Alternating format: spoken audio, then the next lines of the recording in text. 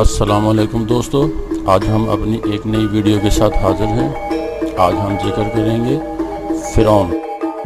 فرعون کسی خاص شخص کا نام نہیں ہے بلکہ شاہانہ مصر کا لقب ہے۔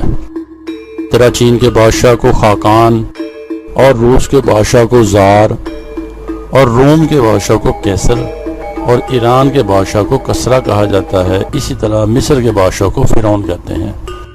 مصری زبان میں فارا محل کو کہتے ہیں۔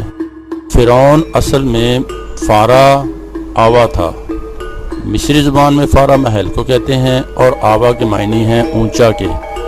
فارا آوا کے معنی ہوئے اونچا محل۔ اس طرح شاہ مصر کی ذات مراد ہوتی ہے اور اس کے لغوی معنی عظیم محل کے ہیں، جس سے مراد بادشاہ کا محل سمجھا جاتا ہے۔ تمام فرعون مصری دیوتاؤں کی اولاد ہے۔ فرعون کا ذکر قرآن میں بنی اسرائیل کے قصہ میں آتا ہے۔ فرعون کا تکبر تاریخ اور ادب میں مشہور ہے۔ حضرت موسیٰ علیہ السلام نے فرعون کو اپنی رسالت کی نشانیاں دکھائیں، مگر اس نے ماننے سے انکار کیا۔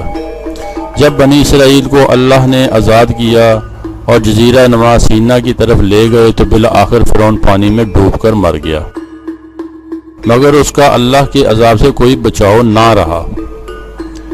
اس کا گناہ تھا کہ اس نے اپنے آپ کو خدا کے برابر سمجھا اور اس کے نتیجہ میں اللہ نے اس کو آنے والی نسلوں کے لیے مثال بنا دیا۔ جس فرعون کے زمانے میں حضرت موسیٰ پیدا ہوئے اور جس کے ہاں پرورش پائی وہ رمیسس ثانی تھا، اور جو اس وقت بہت بوڑھا ہو چکا تھا۔ اس نے اپنے بیٹے منفتح کو شریک حکومت کر لیا تھا، جو اس کی 150 اولادوں میں سے 13ویں نمبر پر تھا، جو غرق ہوا۔ وہ منفتح نامی فرعون تھا۔ فرعون کی فہرست میں کم از کم 14 نام موجود ہیں۔ ہم پہلے فرعون کی بات کرتے ہیں۔ رمیسس ثانی یا رامائسس دوم قدیم مصر کے 19ویں شاہی خاندان کا تیسرا فرعون تھا۔ اس نے ایتھوپیا اور شام کو دوبارہ فتح کیا۔ شام کی تصحیح کے سلسلہ میں اسے بہت سی ہولناک جنگیں لڑنا پڑی۔ اس نے اپنے دور حکومت میں کئی شاندار عمارتیں بنوائیں، جن میں ابو سمبل کے مقام پر ایک عالی شان مندر قابل ذکر ہے۔ قرآن مجید میں حضرت موسیٰ علیہ السلام کے قصے کے سلسلہ میں 2 فرعونوں کا ذکر آتا ہے۔ ایک وہ جس کے زمانے میں آپ پیدا ہوئے اور جس کے گھر میں آپ نے پرورش پائی، دوسرا وہ جس کے پاس آپ اسلام کی دعوت اور بنی اسرائیل کی رہائی کا مطالبہ لے کر پہنچے، اور وہ بالآخر بحر احمر میں غرق ہوا۔ موجودہ زمانے کے محققین کا عام میلان اس طرف ہے کہ پہلا فرعون رامائسس دوم تھا، جس کا زمانہ حکومت سن 1292 قبل مسیح سے 1225 قبل مسیح تک رہا، اور دوسرا فرعون منفتح تھا، جو اپنے باپ رامائس دوم کی زندگی میں ہی شریک حکومت ہو چکا تھا۔ اس کے مرنے کے بعد سلطنت کا مالک ہوا۔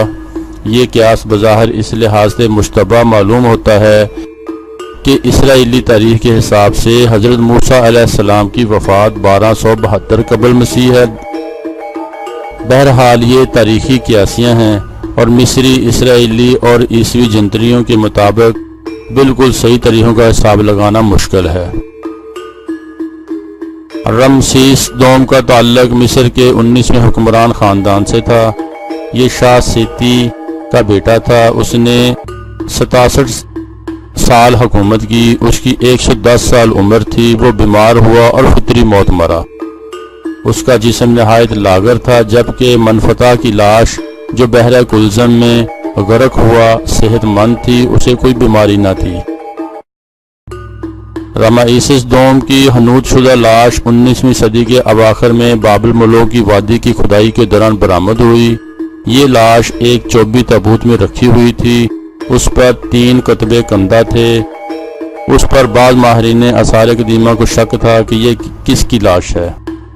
اس شک کو دور کرنے کے لیے میپرو ने ऊपर लिपटे हुए कपड़े को हटाया और लाश के सीने पर रोशनाई से लिखा हुआ कतबा देखा, जिसने सारे शुकोशुबात दूर कर दिए कि ये रमेशेस डोम की ही लाश है। 1 जून 1886 को कदियू तौफीक की मौजूदगी में इस लाश को खोला गया। ये लाश अब काहिरा के अजायब खाने में मौजूद है।